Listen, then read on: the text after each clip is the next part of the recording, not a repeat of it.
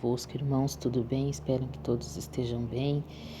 Dando continuidade à nossa escola bíblica online, neste momento, a gente vai falar hoje sobre o terceiro livro do Pentateuco, o livro de Levítico. Anteriormente a gente falou sobre Gênesis, né? Gênesis, ele fala sobre o começo, a criação do homem, o início da nação de Israel. Falamos na segunda lição sobre Êxodo, que fala sobre a libertação do povo de Israel através de Moisés, libertando do jugo da escravidão, né, que estavam no Egito. E agora nós vamos falar sobre Levítico. Levítico, ele vem para abençoar o povo de Israel se santificar através das leis. Como Jesus não estava na plenitude dos tempos para vir ao mundo, para o homem se chegar a Deus, ele precisa ser santo. E como que eles iam conseguir essa santificação? Através de holocaustos. Então, o livro de Gênesis, ele vem para normatizar o povo, ele vem para ensinar como o povo ter uma vida santa. O alvo dessa lição é entender a relevância do livro de Levítico. A gente vai ler o livro de Levítico pela graça, porque não estamos mais na lei, mas estamos na dispensação da graça. Então, pela visão de Cristo, a gente vai ler o livro de Levítico. Colocar a santidade como alvo na vida. Isso é muito importante para se chegar a Deus, né? O livro de Levítico, ele fala muito sobre santidade, sobre purificação.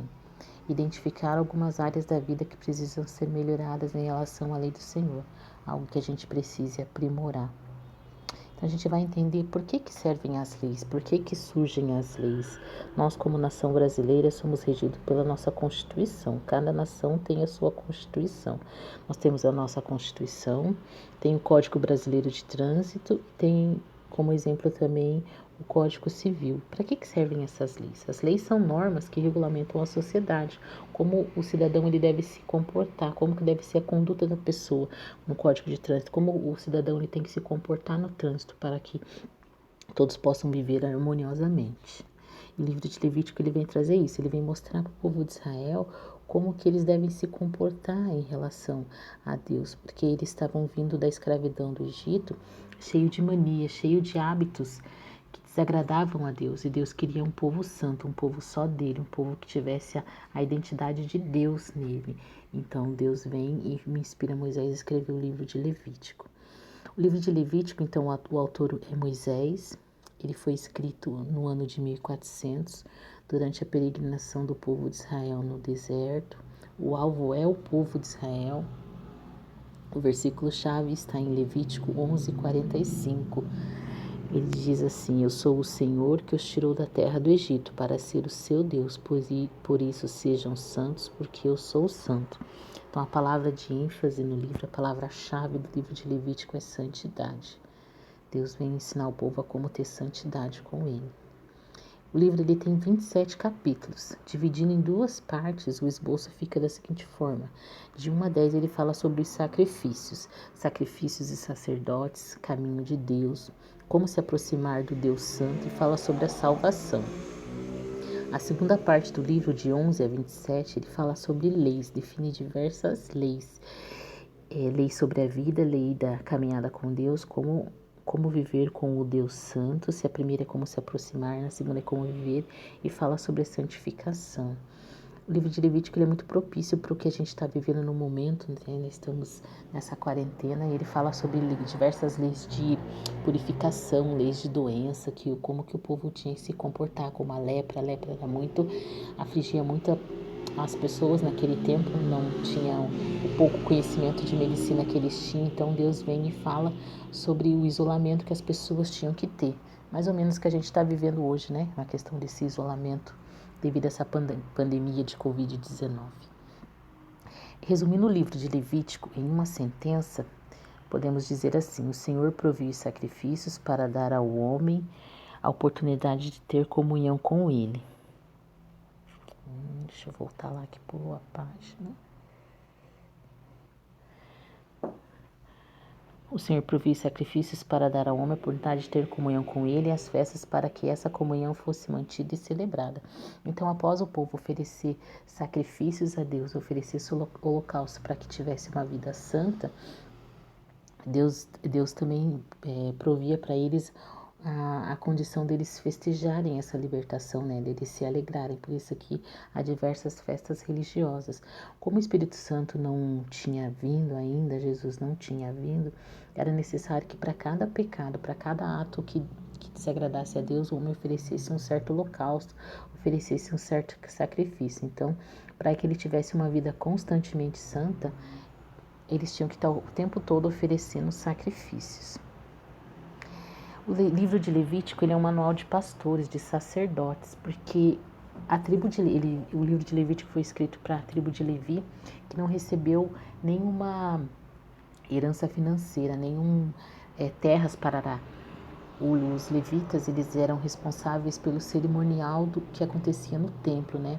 Eles eram responsáveis pela parte espiritual da nação, eles conduziam a parte espiritual da nação. Então, o livro de Levíticos, ele vem ensinando aos sacerdotes toda a questão de leis, a questão de holocaustos, como que é para ser recebido, como que tinha que ser ofertado. Então, em Levítico, o sacrifício e a lei executam as tarefas da salvação e da santificação. Então, a descendência de Levi, de Arão, que era responsável em fazer a parte sacerdotal, eles eram responsáveis então em conduzir a vida espiritual do povo.